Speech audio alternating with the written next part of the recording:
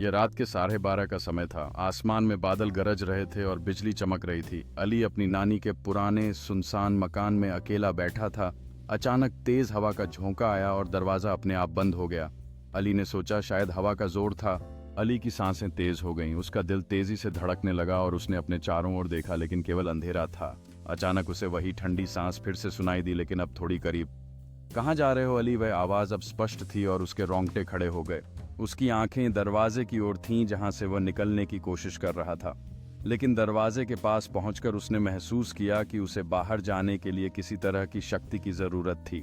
एक झटके में उसने अपना साहस इकट्ठा किया और जोर से चिल्लाया, कौन है वहां? उस आवाज का कोई जवाब नहीं आया, लेकिन जैसे जैसे वह शब्द हवा में फैला, अचानक कमरे की रोशनी और अधिक मंद पड़ गई।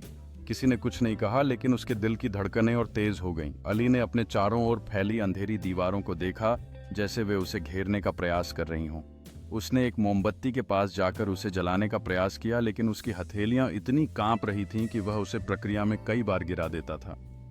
अंततः जब मोमबत्ती जल उठी तो कमरे में एक हल्की रोशनी फैल गई, लेकिन इसी वक्त उस ठंडी सांस ने फिर से उसके कानों में फुसफुसाना शुरू किया। तुम अकेले नहीं हो अली। वह आवाज अब उसके दिल में गूंजने लगी थी। उसके सामने खड़ी परछाइयां अब स्पष्ट दिखने लगी थीं और अली ने महसूस किया कि उसके पास कोई विकल्प नहीं।